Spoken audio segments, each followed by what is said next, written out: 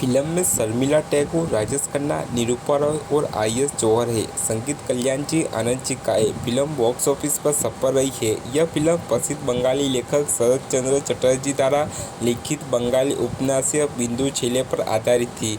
इस फिल्म को 1969 से 1971 के बीच राजेश खन्ना की लगातार 17 हिट फिल्मों में गिना जाता है, जिसमें 1969 से 1971 के तक उनकी लगातार 15 एकल हिट फिल्मों में 2 हीरो वाली फिल्में मर्यादा और अंदाज भी शामिल है।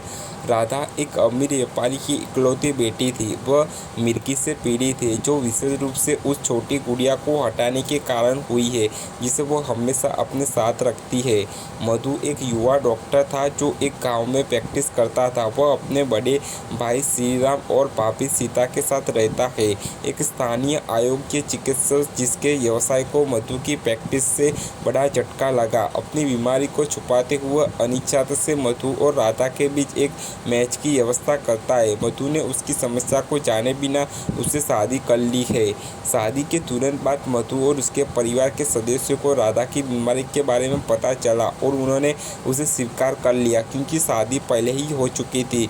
यह देखने के बाद कि गोपी के स्पेस से राधा का हमला कम हो गया है, सीता ने उसे अपने पास रखने की अनुमति दे दी।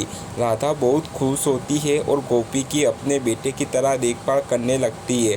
साल बीतते हैं और गोपी, जो अब 7 साल का है, राधा को अपनी माँ के रूप में सोचते हुए बड़ा होता है। चीज़ें तब तक ठीक चलती है जब तक मधु और श्रीराम की बहन पारो अपने पति और बेटे के साथ उनके साथ रहने के लिए नहीं आती। उसका बेटा निकू अपने चचल रवैये से गोपी को भी बिगाड़ देता है, जिससे राधा काफ़ी चिंतित रहती है। बाद में पारो राधा और सीता के बीच गलतफहमियां शुरू कर देती है, जो राधा की मासूमियत और सीता की आलस्य के कारण बड़े स्तर पर चली जाती है।